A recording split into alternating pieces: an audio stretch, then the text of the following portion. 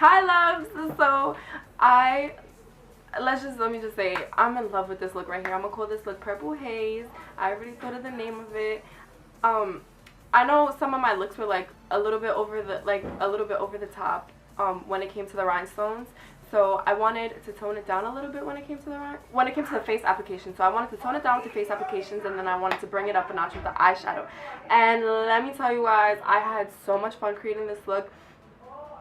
This was literally off the top of the dome. You guys already know all my looks come off the top of the dome. I feel like that's the best way for me. Like, that's the best way for me to come up with a look, because if I sit there, I feel like if I sit there and I try to plan what I'm gonna do, I feel like nothing comes to mind. Like, I have like a brain fart and nothing comes to mind.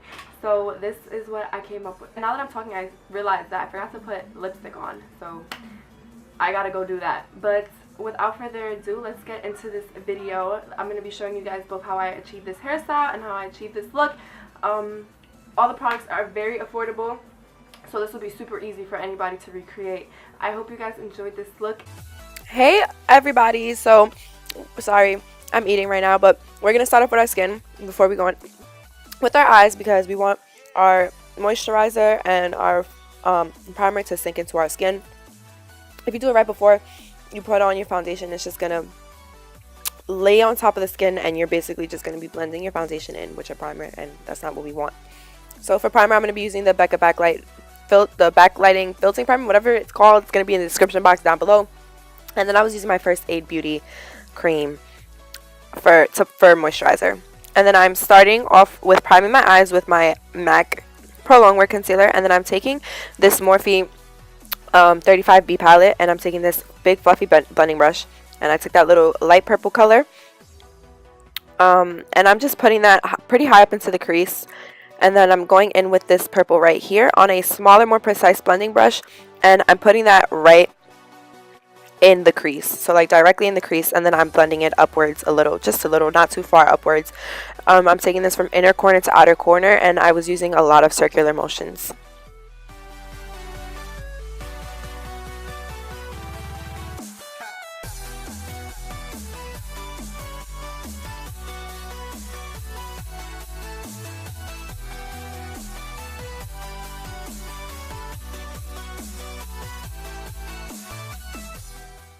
So I forgot to show this shade, but we're going in with this really deep purpley blue kind of color, and I'm putting that right below where we placed that purple, and I'm keeping it pretty low on the eye.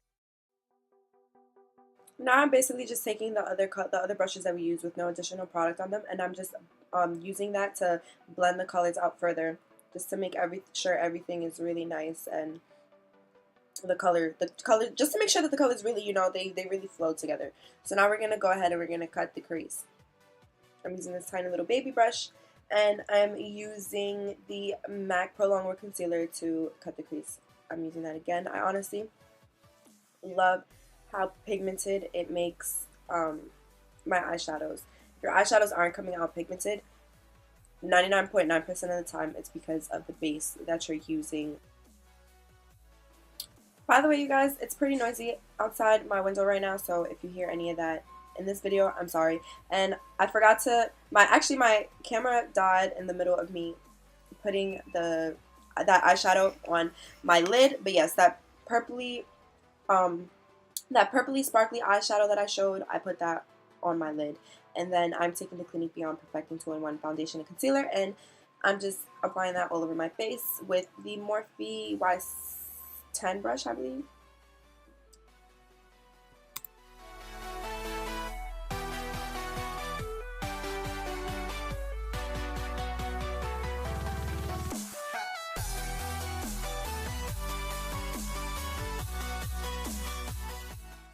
For concealer, I'm going to be using the It Cosmetics Bye Bye Under Eye Concealer. This concealer is so full coverage, but it's really thick. Like, it might be hard to use for someone who doesn't really wear makeup like that, but I love this concealer so much. It covers my under eye circles like right away.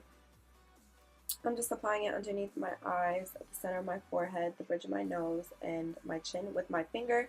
I usually use a brush with that, but I couldn't find the brush, so I was just like, I'm going to just use my finger. And of course, I'm blending it out with the, what is this called?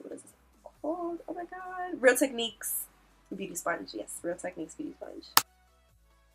And to make sure that thick ass concealer doesn't crease, I'm going to be taking the LA Girl Pro Powder in the shade Banana Yellow, and I'm going to be baking today.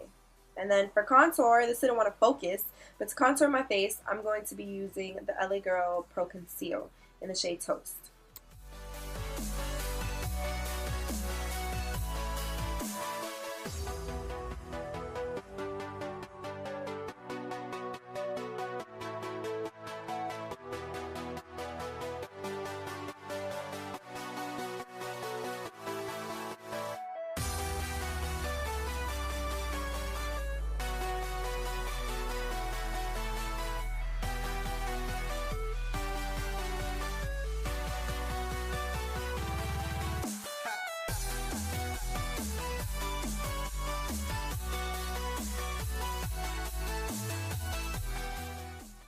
Moving on to the lower lash line, I'm taking that dark green shade right there, and I'm going to just be using a flat definer brush, and I'm pressing that up against my lash line.